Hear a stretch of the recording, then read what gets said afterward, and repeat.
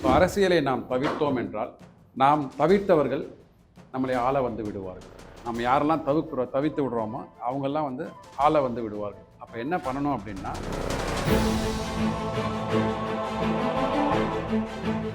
எப்படிங்க ஒரு தொகுதியில் 1,00,000 மக்கள் இருக்கிறான் அப்படின்னா, எப்படிங்க ஒரு 55,000 60,000 வாக்கு மட்டுமே அங்கே பதிவாகுது.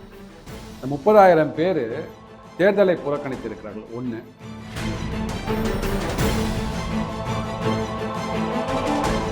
நிறைய யங்ஸ்டர்ஸ் ஒவ்வொரு தடவையுமே வந்து 18 வயசுல இருக்கிற எல்லாருமே ஓட்டு போடலாம். ஸோ 18 வயசு இப்போ 2024 பார்லிமெண்ட் எலெக்ஷன் வந்தது. ஸோ இந்த 2 வருஷத்துக்குள்ள அப்படின்னா 18லேருந்து 20 வயசுன்னு வச்சுக்கலாம். அது மட்டுமே வந்து ஆல்மோஸ்ட்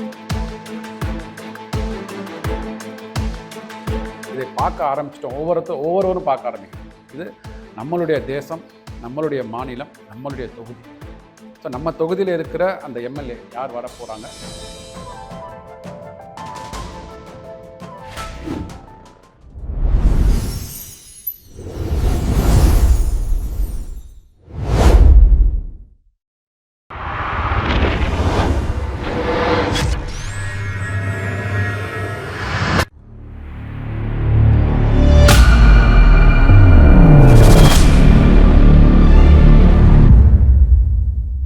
மாத்தியோசி நேயர்களுக்கும் மௌனராக முரளி சேனல் நேயர்களுக்கும் அன்பான வணக்கம்.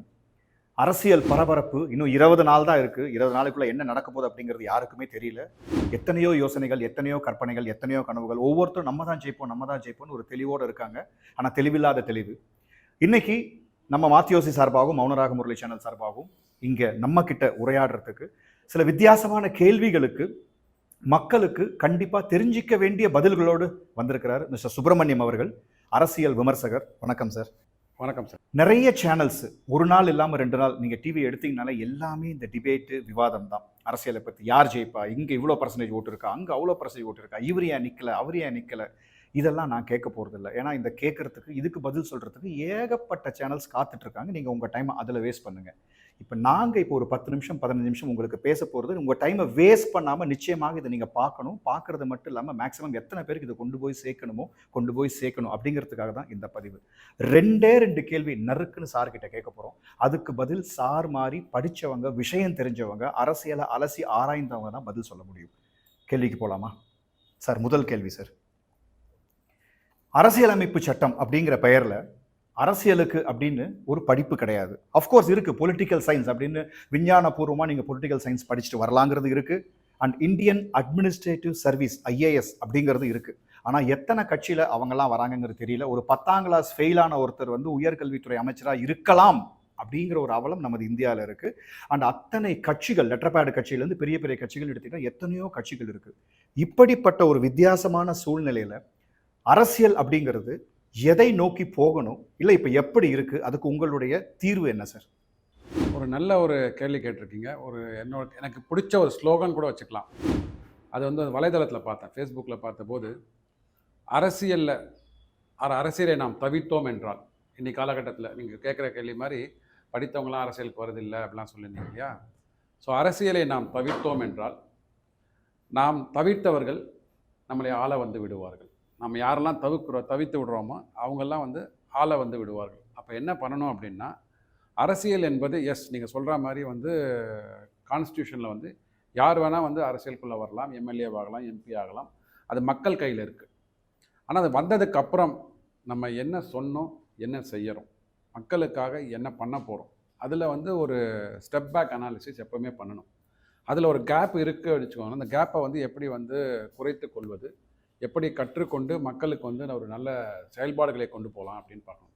ஸோ எல்லாருக்கும் வந்து படிக்கிறதுக்கான ஆப்பர்ச்சுனிட்டி கிடைச்சிருமா அப்படின்னு பார்த்தீங்கன்னா, சில பேருக்கு கிடைக்கும், பல பேருக்கு கிடைக்காது. இப்போ அதெல்லாம் கொஞ்சம் வந்து நேரோ டவுன் ஆகி வந்து கொண்டிருக்கு. ஆனால் இப்போ குறிப்பாக இன்றைக்கி காலகட்டத்தில் பார்த்தீங்கன்னா, நீங்கள் அரசியலுக்கு வரதை விட்டுடுங்க. நீங்கள் வந்து வாக்கு செலுத்துவதே அரசியல் இருக்கிற மாதிரி தான். அப்போ அந்த எத்தனை பேர் நம்ம வாக்கு உரிமையை வந்து நம்ம வந்து என்ஃபோர்ஸ் பண்ணுறோம், கடைபிடிக்கிறோம். கிட்டத்தட்ட பார்த்தீங்கன்னா 55% 65% தான் வாக்குப்பதிவாகுது. சில தொகுதிகளில் மட்டும்தான் 75-78 போகிறதே தவிர, எப்படிங்க ஒரு தொகுதியில் 1,00,000 மக்கள் இருக்கிறான் அப்படின்னா, எப்படிங்க ஒரு 55,000 60,000 வாக்கு மட்டுமே அங்கே பதிவாகுது?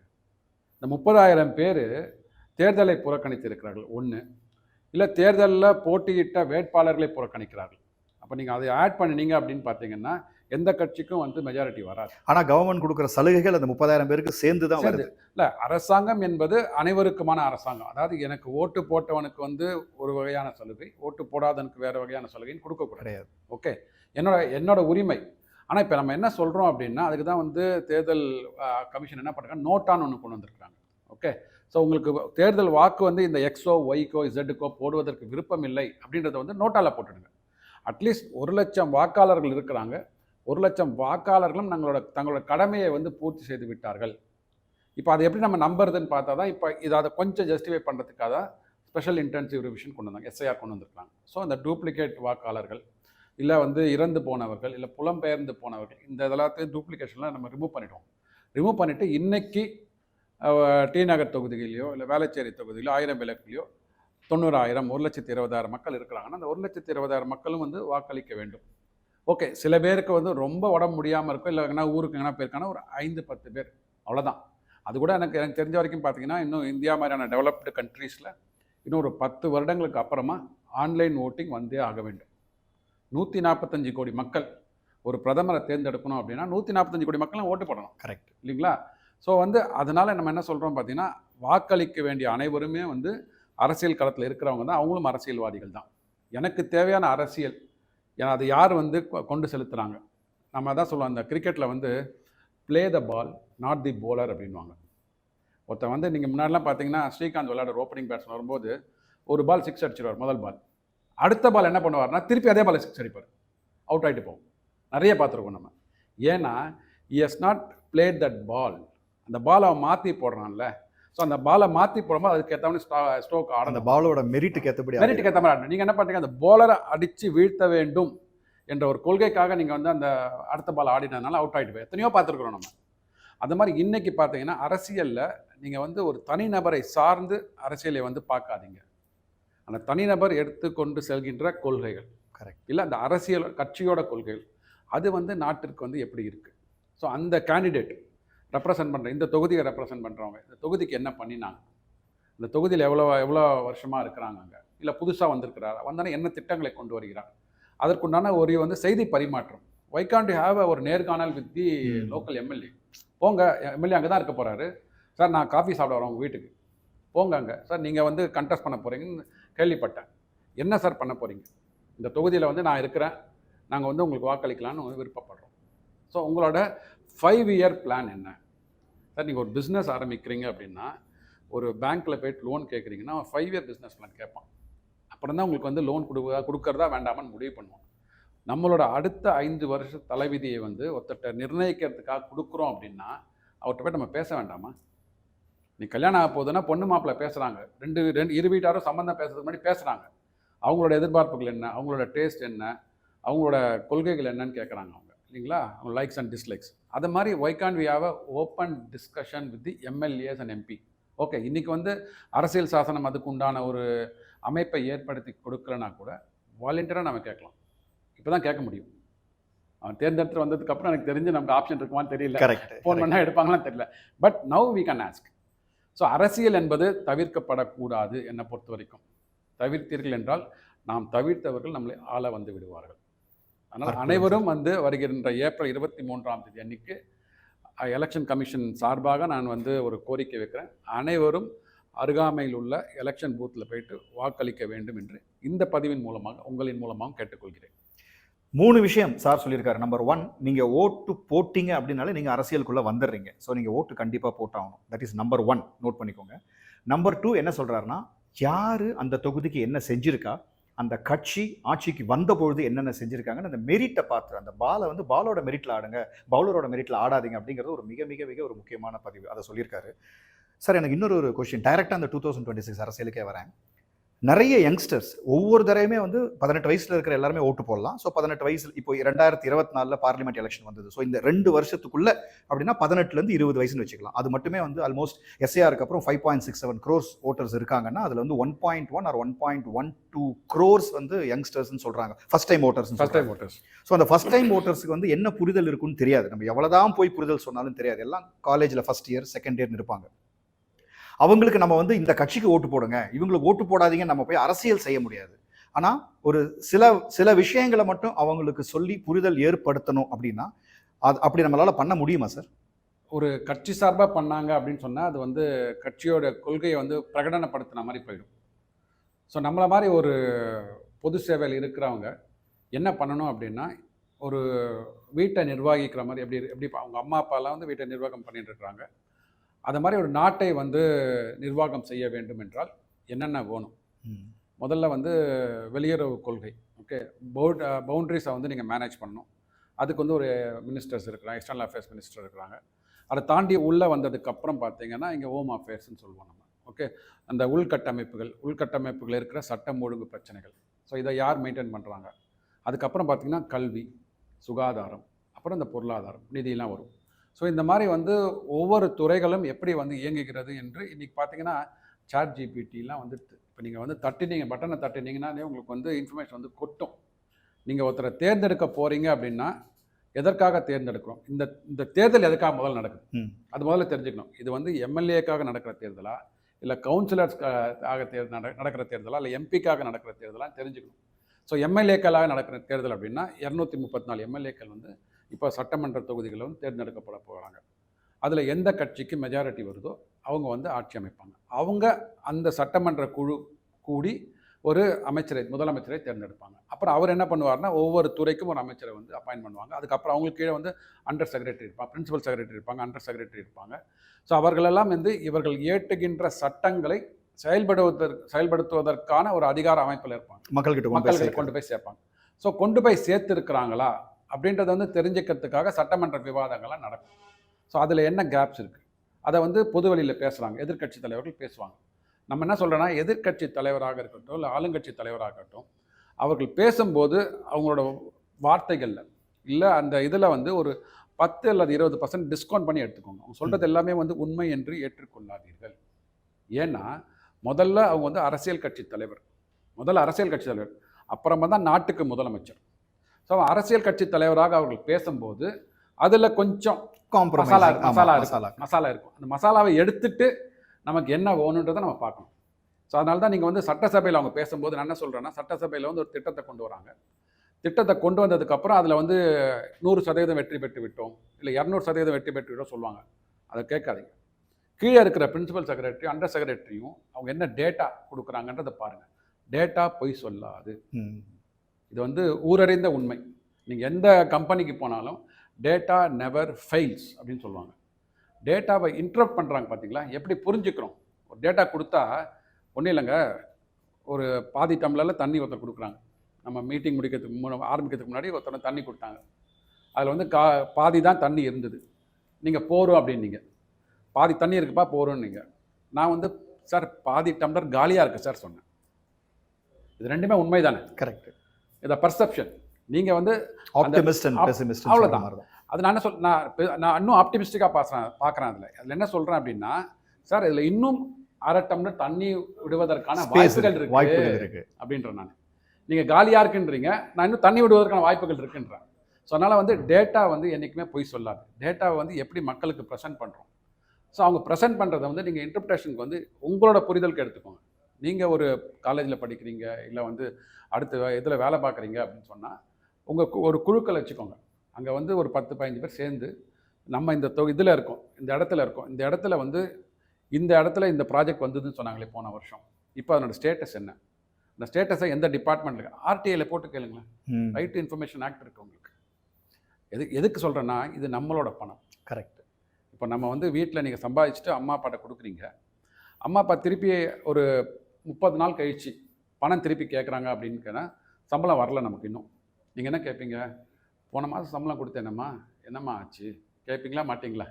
இன்னும் ஒரு 2 நாளுக்கு எனக்கு சம்பளம் வரதுக்கு நாள் இருக்குது, இன்னும் அதுக்குள்ளே காலி ஆகிட்டாமா, என்னம்மா பண்ண? நம்ம வரி கட்டுறோம், திருப்பி அரசாங்கம் வந்து ரெவென்யூ டெபிசிட் பட்ஜெட்டை போடுது, வருவாய் பற்றாக்குறையான பட்ஜெட்டை போடுது. நம்ம கேட்கணும்ல, சார் நீங்கள் போன வருஷம் 1 லட்சம் கோடி வந்து வரி கலெக்ட் பண்ணீங்க, திருப்பி இந்த வருஷம் 1,10,000 கோடின்றீங்க. வரி வந்து உயர்ந்து கொண்டே வருகிறது. அப்போ ரெவென்யூ வந்து இன்க்ரீஸ் ஆகணும், ரெவென்யூ சர்ப்ளஸ் வரணும். ஏன் சார் டெபிசிட் வருது? கேட்கக்கூடிய உரிமை நமக்கு இருக்குல்ல. அவங்க பதில் சொல்கிறாங்க சொல்லலை, அவங்க பதில் நமக்கு வந்து புரிதலாக இருக்கிறது இல்லை ஏற்றுக்கொள்வதாக இருக்குது, அதெல்லாம் ரெண்டாவது பட்சம். நம்ம கேட்குறோம் அப்படின்னா நம்ம புரிஞ்சுட்டு இருக்கோங்கிறது இருக்கும்போது அவங்க கொஞ்சம் பயமாக இருப்பாங்க. ஸோ இது வந்து அனைத்து இங்கே இருக்கிற குடிமகன்கள் அனைவருக்குமே, இங்கே இருக்கிற 8 கோடி மக்கள் இருக்கிறாங்க, அதில் 5.5 கோடி மக்கள் வந்து வாக்களிக்க போகிறான்னு இருக்காங்க. அந்த 5.5 கோடி மக்களும் இந்த அரசாங்கம், அது எந்த அரசாங்கமான இருக்கட்டும், ஏன்னா 5 வருஷம் வந்து ஒரு பர்ஃபார்மன்ஸ் பண்ணியிருக்கிறாங்க. அந்த பர்ஃபார்மன்ஸ் வந்து அகெயின்ஸ்ட் தர் ப்ரீவியஸ் கவர்மெண்ட், அதுக்கு முன்னாடி உள்ள அரசாங்கமாக இருக்கணும், இல்லை இவர்கள் வரும்போது நான் என்ன சொன்னேன் அதை நான் பண்ணிட்டேன்னா. நம்ம வந்து வேலையில் வந்து ஒரு கம்பெனியில் சேர்றோம், அடுத்த வருஷம் இன்க்ரிமெண்ட் கொடுப்பாங்க அப்படின்னா என்ன பண்ணுவாங்கன்னா உடனே வந்து பர்ஃபார்மன்ஸ் அப்ரைசல். நீங்கள் என்ன சொன்னீங்க, 5 அப்ஜெக்டிவ் சொல்லியிருப்பாங்க, அந்த 5 அப்ஜெக்டிவ்ஸை நான் 4 பூர்த்தி பண்ணியிருக்கேன்னா 3 தான் பண்ணியிருக்கனால 5ஐயும் தாண்டி பண்ணிட்டேன்னா. அப்படி பண்ணிட்டீங்க அப்படின்னா அந்த வேலையில் நீங்கள் கண்டினியூ பண்ணுவதற்கான வாய்ப்புகள் உங்களுக்கு இருக்குது, ப்ரொமோஷன் கூட கொடுப்பாங்க. ஸோ அந்த மாதிரியான ஒரு இதில் தான் பார்க்கணும், அந்த மனநிலை இருக்கணும் மக்கள். அந்த பர்செப்ஷனில் வந்து இதை பார்க்க ஆரம்பிச்சிட்டோம், ஒவ்வொருவரும் பார்க்க ஆரம்பிக்கணும். இது நம்மளுடைய தேசம், நம்மளுடைய மாநிலம், நம்மளுடைய தொகுதி. ஸோ நம்ம தொகுதியில் இருக்கிற அந்த எம்எல்ஏ யார் வரப்போகிறாங்க, உங்களுக்கு எந்த எம்எல்ஏ வந்தால் நல்லா இருக்கும்னு நீங்கள் நினைக்கிறீங்க, அதுக்கு என்ன காரணங்கள், சாதக பாதகங்கள் எல்லாரையும் ஆராயுங்க. நீங்கள் ஒரு 4 பேர் எடுத்துக்கோங்க, 4 பேருக்கும் வந்து ஸ்வாட் அனாலிசிஸ் போடுங்க. Strength, weakness, opportunities and thread. இவர் வந்தால் இந்த தொகுதிக்கு என்ன ஸ்ட்ரென்த்து கிடைக்கும், இவர் வந்தால் இந்த தொகுதி எப்படி வீக் ஆகும், இல்லை இவர் வந்தால் இன்னும் ஆப்பர்ச்சுனிட்டிஸ் வெளிநாடுகளில் முதலீடு கொண்டு வருவாரா, இல்லை இவர் வர்றதுனால ஏதாவது த்ரெட் இருக்குமா, ஏதாவது அவருக்கு ஒரு இடன் அஜெண்டா இருக்கா, இதெல்லாம் போடுங்க. ஸ்வாட் அனாலிசிஸ் பண்ணி இருக்கிற ஒரு 10 தொகுதிகள், அந்த தொகுதியில் 10 பேர் நிற்கிறாங்க அப்படின்னா 10 பேரை ஸ்வாட் அனாலிசிஸ் பண்ணுங்கள், இல்லை ஒரு 4 பேராவது பண்ணுங்கள், உங்களால் முடிந்த அளவுக்கு பண்ணுங்கள். பண்ணிவிட்டு எந்த ஸ்வாட் அனாலிசிஸில் யார் வந்து பெட்டராக வராங்களோ அவர்கள் நீங்கள் தேர்ந்தெடுக்கலாம். நான் கேட்டது அரசியலை பற்றி, ஆனால் அவர் சொன்னது அரசியல் மட்டும் இல்லை, ஒரு பிஸ்னஸே எப்படி பண்ணலாம் அப்படின்னு சொல்லிட்டார். அதுதான் வந்து ஒரு அரசியல் விமர்சகர். நான் எதுக்காக இந்த கேள்வியை கேட்டேன்னா, யங்ஸ்டர்ஸ் ஃபஸ்ட் டைம் நீங்கள் ஓட்டு போடுறீங்க, ஜஸ்ட் லைக் தட். திருப்பி நாங்கள் சொல்கிறோம் இவங்களுக்கு ஓட்டு போடுங்க அவங்களுக்கு ஓட்டு போடுங்கன்னு சொல்கிறதுக்கு நாங்கள் இல்லை. நீங்கள் ஓட்டு போடணும் அண்ட் கரெக்டாக யோசிச்சு ஓட்டு போடுங்க, ஓட்டை வேஸ்ட் பண்ணிடாதீங்க அப்படிங்கிறதுக்காக தான். ஸோ யங்ஸ்டர்ஸாக இருந்தால் கூட நீங்கள் ஸ்வாட் அனலைசிஸ் பண்ணுங்கள். நீங்கள் எந்த தொகுதியில் இருக்கீங்க, அந்த தொகுதியில் யார் நிற்கிறா, 4 முனை போட்டின்னு சொல்கிறோம்ல, ஏடிஎம்கே ஒரு குரூப்பு, டிஎம்கே, அதுக்கப்புறம் நாம் தமிழர் கட்சி, டிவிகே இருக்கட்டும், 4 முனை இல்லை 40 முனை கூட இருக்கட்டும், யார் அங்கே நிற்கிறா, அவர் என்ன செஞ்சிருக்காரு, இதுக்கு முன்னாடி அவர் வந்து ஆட்சியில் இருந்திருந்தாருன்னா என்ன செஞ்சிருக்காரு, இல்லை அதுக்கு முன்னாடி ஆட்சியில் இருந்தால் என்ன செஞ்சிருக்காரு, இல்லை இனிமேல் வரப்போகிறது என்ன செய்ய போகிறோன்னு சொல்கிறாரு, அந்த ஸ்ட்ரென்த்து, அவங்க வீக்னஸ், அதெல்லாம் நீங்கள் அனலைஸ் பண்ணி ஓட்டு போடுங்க. உங்களுக்கு தெரியலன்னா தெரிஞ்சவங்ககிட்ட கேட்டுக்கோங்கிறது. இதை விட ஒரு பெட்டராக வந்து ஒரு டெக்னிக்கலாக ஒரு ஃபேக்டோட யாருமே சொல்ல முடியாது. ஸோ எங்களுடைய கடமை என்னன்னா, உங்களை ஓட்டு போட வைக்கணும், கரெக்டான பர்சனுக்கு ஓட்டு போட வைக்கணும். ஏன்னா ஒரு 10 பேர் ஒரு 100 பேர் வேலை செய்கிற கம்பெனிலே வந்து உங்களுக்கு ப்ரொமோஷன் வேணும்னா அப்ரைசல் நடக்குது. நீங்கள் இது வரைக்கும் என்ன பண்ணீங்கிறத வச்சு தான் உங்களுக்கு அந்த ப்ரொமோஷன் கொடுக்குறாங்க. இல்லை நீங்கள் அப்படியே இருங்க அப்படின்னு சொல்கிறாங்க, இல்லை நீங்கள் தயவு செய்து ஒரு 3 மாதம் நீங்கள் உங்களை இம்ப்ரூவ் பண்ணிக்கோங்க, இல்லைன்னா போயிடுங்கிறாங்க. பட் அரசியலில் நீங்கள் போயிடுங்கன்னு சொல்ல முடியாது. நீங்கள் வந்து வின் பண்ணிட்டீங்கன்னா அடுத்த 5 வருஷம் அவங்க என்ன செஞ்சாலும் நம்ம பொறுத்து தான் ஆகணும். அப்போ உங்கள் கையில் இருக்கிற அந்த ஒரு ஓட்டு 5 வருஷம் இந்த 8 கோடி மக்களை ஹேண்டில் பண்ணக்கூடிய அப்பேற்பட்ட ஒரு விஷயத்தை நீங்கள் கொடுக்கணும்னா, அப்போ அந்த ஓட்டுக்கு எப்பேற்பட்ட ஒரு வேல்யூ இருக்குல்ல, அந்த வேல்யூவை ஜஸ்ட் லைக் தட் இவர் இப்போ வந்திருக்காரு, அவர் அப்போ வரல, ஒரு ஃபேஸ் வேல்யூ இருக்குது, ஒரு சரிஷ்மா இருக்குன்னு எத்தனை வேணா விஷயங்கள் இருக்கும். அதுக்காக வேஸ்ட் பண்ணிடாதீங்க. அனலைஸ் பண்ணீங்க, யோசிங்க. 20 நாள் டைம் இருக்குது. நீங்கள் ஓட்டு போட போகிறது ஒரே ஓட்டு தான் உங்கள் தொகுதியில். இப்போ நீங்கள் வேலைச்சேரியில் இருக்கீங்க, டி நகரில் இருக்கீங்கன்னா, அங்கே யார் நிற்கிறா, அவர் என்ன பண்ணியிருக்காரு, அவர் சார்ந்த கட்சி இதுக்கு முன்னாடி என்ன பண்ணியிருக்கு, இல்லை என்ன பண்ண போகிறாங்கன்னு அனலைஸ் பண்ணி யோசிச்சு அண்டு தெளிவாக சார் சொன்ன மாதிரி சாட் ஜிபிடியில் எல்லாமே இருக்குது. வேளச்சேரி தொகுதின்னு எடுத்துக்கிட்டிங்கன்னா அந்த வேளச்சேரி தொகுதியில் நிற்கிற வேட்பாளர் என்னென்ன பண்ணார், தொகுதி என்னென்ன எல்லாமே இருக்குது. ஸோ எல்லாத்தையும் பார்த்து அனலைஸ் பண்ணி ஏப்ரல் 23ஆம் தேதி உங்கள் ஓட்டை தயவு செய்து சரியான நேரத்தில், எலெக்ஷன் கமிஷன் எந்த டைமுக்குள்ளே ஓட்டு போடணும்னு சொல்லியிருக்காங்களோ அந்த டைமுக்குள்ளே உங்களுக்கு எது சரின்னு படுதோ நிறைய யோசித்து அந்த பாலோட மெரிட் அதை எடுத்து ஓட்டு போடுங்க. கண்டிப்பாக அடுத்த 5 வருடங்கள் மட்டும் இல்லை, இனி நாம் கண்டினியூ பண்ண போகிற எல்லா வருடங்களுமே வந்து ஒரு சக்ஸஸ்ஃபுல்லாக இருக்கணும். நீங்களும் அரசியலில் தெரிஞ்சோ தெரியாமலோ இருக்கீங்க அப்படிங்கிறத மனசில் வச்சுக்கிட்டு நீங்கள் ஓட்டு போடுங்க. அந்த ஓட்டு உங்களுடைய உரிமை. நன்றி சார். நன்றி. நாங்கள் ஏன் வந்து இவ்வளோ சீக்கிரமாக இதை முடிக்கிறோம்னா, இப்போ வந்து எல்லாமே ஒரு ஃபாஸ்ட் ஃபுட் ஈராவாக இருக்குது. இந்த 10 நிமிஷமே மக்கள் கேட்பாங்களான்னு தெரியாது. இதே வந்து ஒரு 2 பார்ட்டாக கூட நம்ம போட வேண்டியிருக்கும். ஆனால் தயவு செய்து இதை மறக்காமல் கேளுங்க. நீங்கள் அந்த வீடியோவை பார்க்கலாம் கூட ஹெட்ஃபோன்ஸ் மாட்டிட்டு அந்த ஆடியோவை கேளுங்க. அந்த ஆடியோ உங்களுக்கு நிறைய விஷயங்களை சொல்லிக் கொடுக்கும். உங்களுக்கு மட்டும் இல்லை, உங்களை மாதிரி நிறைய புரிதல் இல்லாத யங்ஸ்டர்ஸுக்கு இந்த விஷயங்கள் கொண்டு போய் சேர்க்கணும் அப்படிங்கிறதுக்காக தான் இந்த பதிவு. இது மட்டுமல்ல, இந்த மாதிரி நிறைய மாற்றி யோசிக்கிற விஷயங்களோடு உங்களை சந்திக்க அடுத்த பதிவுக்கு வருகிறேன். அதுவரை உங்களிடமிருந்து விடைபெறுவது உங்கள் மௌனராக முரளி. நன்றி.